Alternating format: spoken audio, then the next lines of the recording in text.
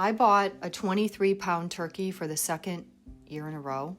Not on accident, but because when I got to the farm, that is what was available.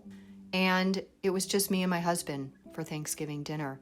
So I knew I was going to have to make pot pies, but I also knew that it was going to be an all-day event. It was a giant turkey. The only time my grandfather, my papa, ever got frustrated with me or sort of yelled at me was when I didn't pick my chicken clean at dinner. And I was really young. And I remember that. So I take great pride in getting all of the meat off of the chicken or the turkey.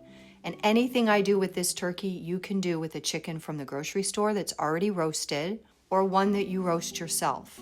Pot pies can be made with pre-made crusts.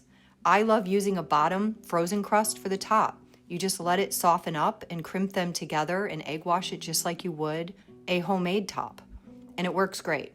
Sometimes I make my turkey pot pie a little too dry. Other times I over-season it one way or the other. But this year, I was very careful to cut a lot of carrots, a lot of onion, and a lot of garlic. And I also used the fat that I collected from the pan drippings from when I baked the turkey as my fat for cooking the vegetables.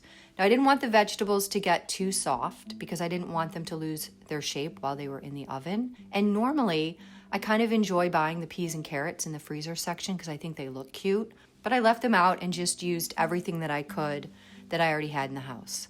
But believe it or not, this leftover turkey made 6 pies. 6, I had to count. And I made enough crust at the beginning of the day for 4, for a bottom crust at 350 grams and a top crust at 250 grams. But then I had to stop while the filling was cooling because you can never put warm filling in any pie crust. That is a no-no. So I made 2 more bottoms and 2 more tops, and then I filled all the pies and crimped and made beautiful tops, but I didn't video it. I was tired, and that's the kind of thing that happens. But I did get the last 2 that I made after the second batch of pies. You want to make sure to double egg wash your pie, and when you cut the air vents, you want to go in one direction with your knife and wipe in between. Otherwise, if you egg wash after you make air vents, you will close them up. The pies get double wrapped and labeled.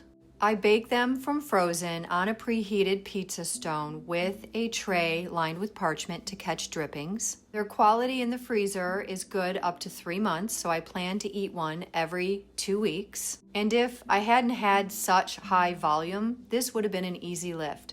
Pull apart a chicken, make a pot pie. Very easy. But because of the size of the turkey, I ended up hurting my fingers. I insist on shredding the chicken, not cutting it, and picking everything off of a cold turkey carcass is really hard on the hands. But in the end, when we bake a pie in the middle of the winter on a really cold night, I'm always glad that I did this. So that's my turkey pot pie adventure of the year. Next year, I swear I'm going to remember this and not buy a turkey that's bigger than 15 pounds, maybe 18 at the most. I did learn my lesson. However, I always say even mistakes can be enjoyed.